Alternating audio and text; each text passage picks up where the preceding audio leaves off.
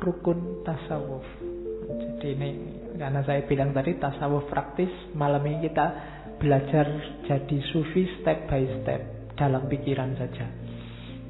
Dalam prakteknya ya kalian sendiri yang ngatur strateginya. Yang pertama, kalau kita mau belajar jadi sufi, rukun yang pertama apa? Tahridut tauhid. Akhroda yukhridu, itu artinya menyendirikan. Maksudnya apa? Tahridut tauhid itu ya satu-satunya landasan, satu-satunya dasar dan tujuan bertasawuf itu tauhid. Tauhid itu rumusnya la ilaha illallah dan inna lillahi wa inna ilaihi roji'un. Jadi nomor 1 tauhid. Nomor 2 fahmus simai. Fahmus simai itu faham cara mendengarkan, mau mendengarkan petunjuk dan bimbingan dari orang yang ngerti, syekh, mursyid, guru. Kamu tidak mungkin jadi sufi, kamu nggak mungkin dapat ilmu. Tadi kan awalnya ilmu. Untuk ilmu apa? Fahmus simai. Ngerti cara mendengarkan dan mau mendengarkan. Hari ini banyak orang yang tidak mau mendengarkan atau tidak bisa mendengarkan.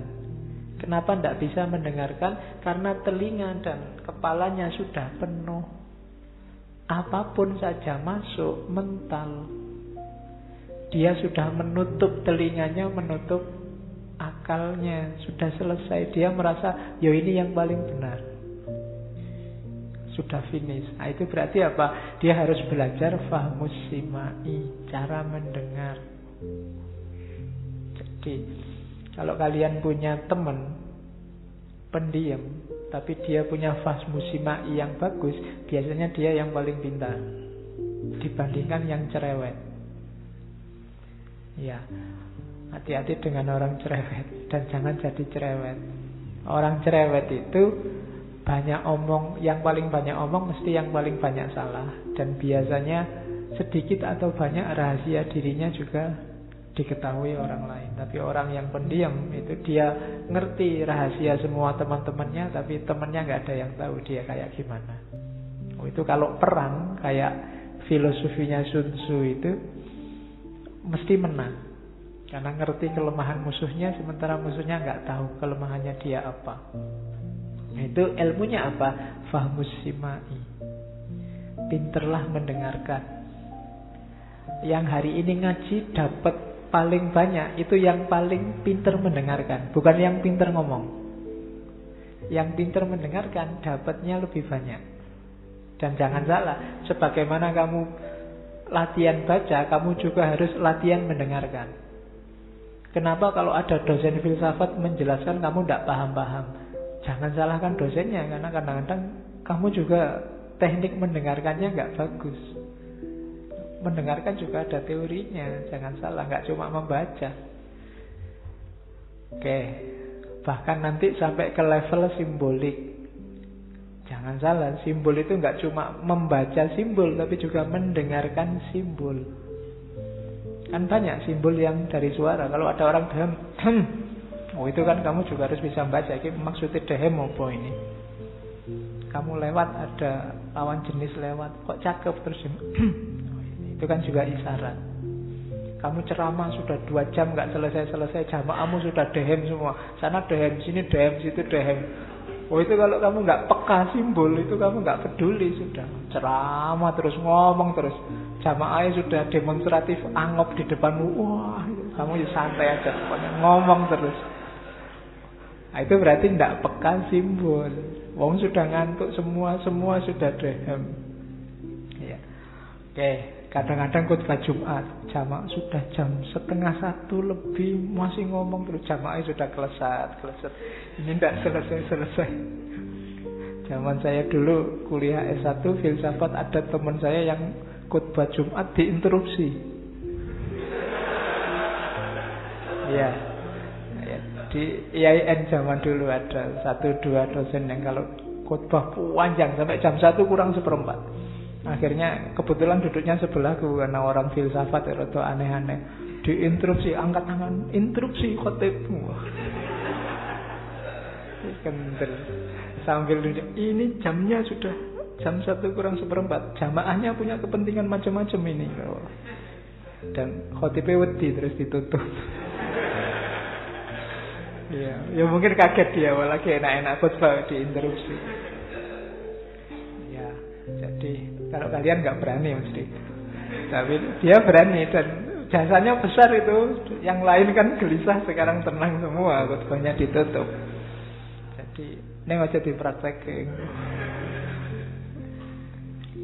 Oke, terus yang ketiga, husnul isra.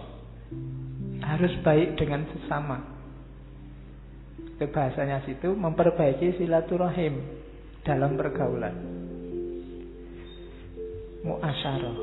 Tidak mungkin kamu jadi sufi kalau masyarakatmu gelisah oleh kehadiranmu, oleh perilakumu, oleh kata-katamu. Harus husnul mu'asyarah, husnul isra. Saya lupa ada hadis yang bunyinya, apa sih silaturahim itu? Silaturahim itu idkhalus surur fi qalbil ikhwan. Enggak sekedar saling ketemu, tapi juga apa? Memasukkan kegembiraan. Bikin temanmu senang. Itulah hakikat silaturahim. Ya ketemu sih ketemu, tapi ketemu dalam rangka caci maki, dalam rangka marah-marahan, itu bukan silaturahim. Kedatanganmu tidak bikin aku gembira, malah sumpek. Nah itu bukan silaturahim. Ya kan? Orang nagih utang misalnya, itu kan begitu datang, wah itu tidak bisa. Ini yang pertama silaturahim, itu mesti basa-basi, karena intinya nagih utang. Jadi silaturahim itu idkhalus surur. Kehadiranmu bikin orang senang. Nah, kalau bisa kayak gini, kamu punya bakat jadi sufi. Jangan ketika kamu datang orang malah sumpek. Datang ini dia kacau, ini mesti mending tidak usah datang aja tadi ya. Berarti kedatanganmu tidak silaturahim, tidak menyambung kasih sayang. Atau kamu datang apa enggak ada yang peduli, cuek. Itu datang loh, alah biasa aja, enggak nambah apa-apa juga, enggak ngurangi apa-apa, enggak bikin gembira juga, enggak bikin sumpek, netral aja. Wujuduhu ka'adamihi, itu juga enggak bagus. Yang bagus itu idkhalus surur fi qalbil ikhwan. Jadi kedatanganmu bikin orang seneng. Dan pasti bukan demo. Karena kalau demo itu kehadiranmu tidak bikin orang seneng, bikin orang khawatir. Jadi jangan bilang demo itu atas nama silaturahim. Mau demo Pak, silaturahim ini Pak, saya ketemu orang lain kan silaturahim. Tidak sekedar ketemu. Ketemu yang silaturahim itu yang idkhalus surur, bikin orang gembira, bikin suasana gembira. Itu yang ketiga. Yang keempat, isarul isar. Mendahulukan kepentingan orang lain, tidak egois, tidak menang-menangan, tidak gembira di atas sumpeknya orang lain.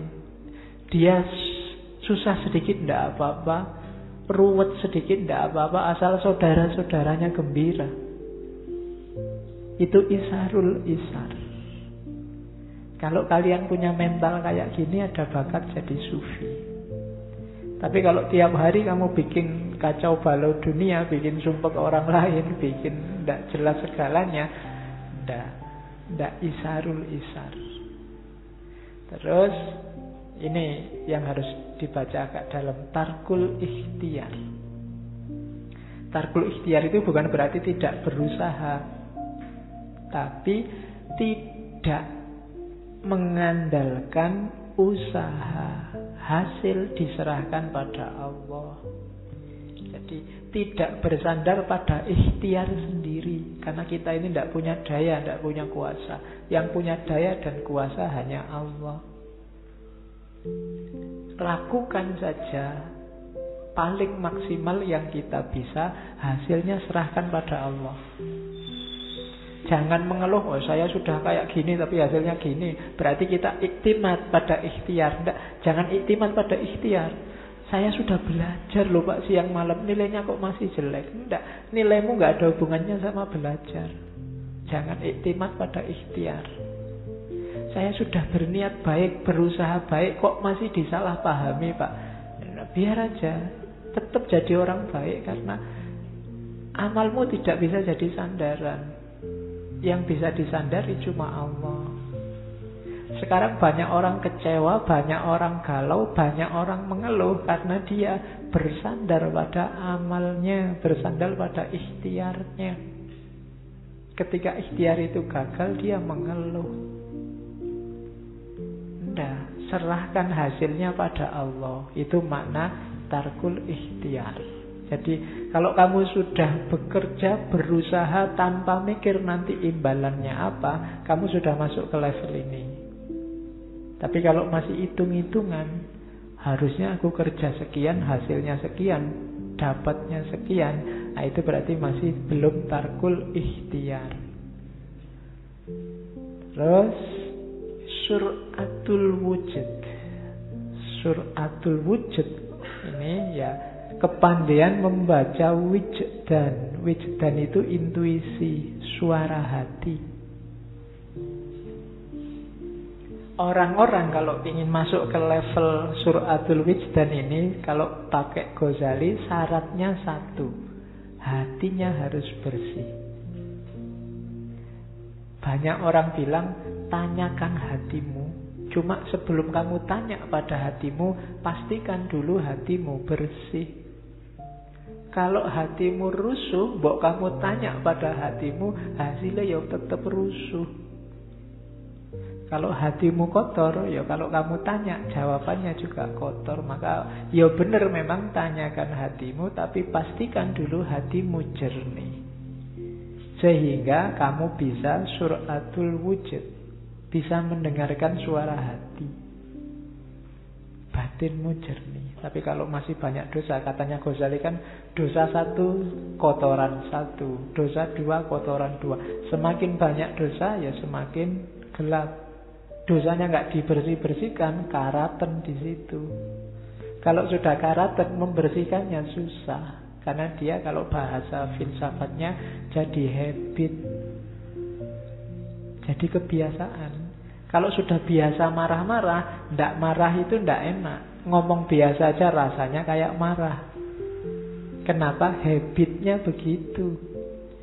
Kalau sudah dibiasakan suudzon, mikir benar itu lahirnya juga suudzon. Kenapa? Karena memang kotorannya, kotoran suudzonnya banyak di batinnya. Ketika minta fatwa ke hatinya, keluarnya juga suudzon.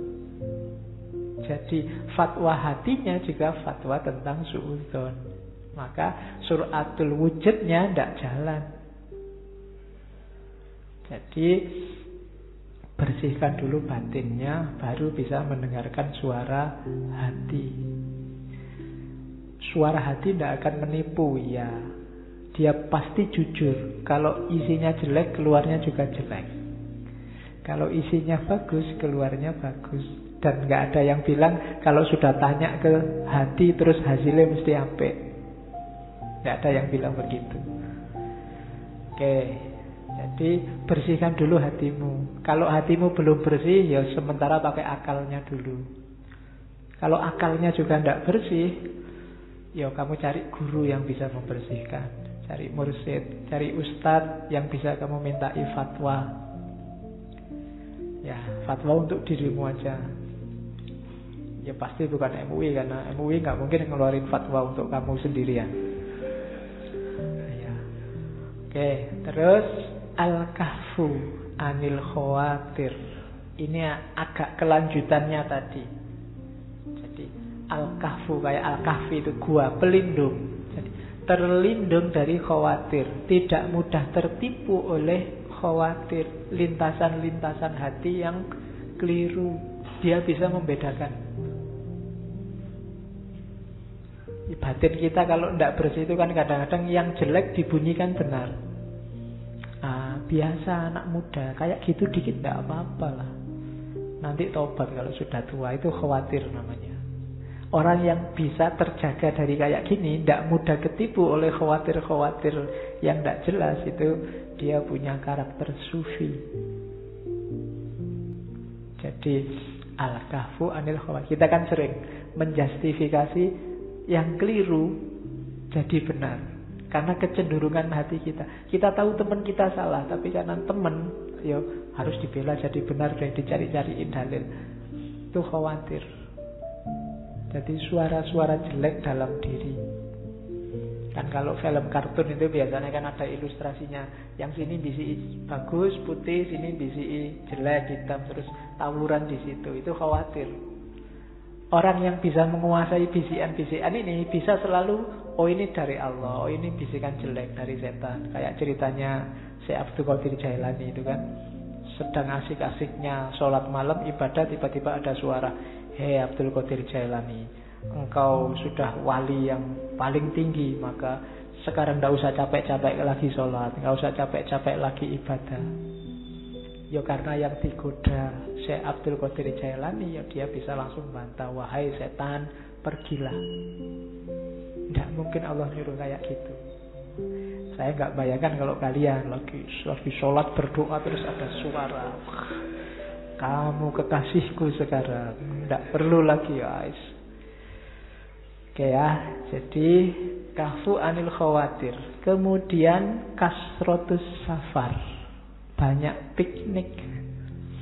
Ya, ini zaman dulu karena Syekh Yusuf sendiri kan dia melanglang buana kemana-mana. Mungkin kalau hari ini piknik itu bisa kalau nggak punya modal ya. Bisa kamu atasi dengan banyak baca, banyak nyari ilmu, banyak lihat-lihat, mungkin Google, lihat-lihat dunia sana-sana pakai Google kan sekarang bisa. Fakta biru ya ulil absornya pakai Google, tidak masalah lah. Tidak, sekarang mahal deh kamu. Kalau kamu melakukan perjalanan kayak Syekh Yusuf itu modalnya besar.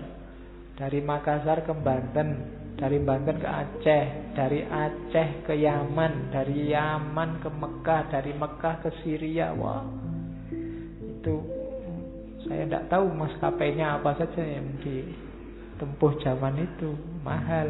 Tapi yang jelas jangan seperti kata dalam tempurung, harus kasrotus safar. Kasrotus safar itu manfaatnya banyak. Kamu jadi ngerti bahwa ternyata saya itu kecil, ternyata banyak orang lebih pintar dari aku, ternyata banyak ilmu-ilmu baru yang aku tidak tahu.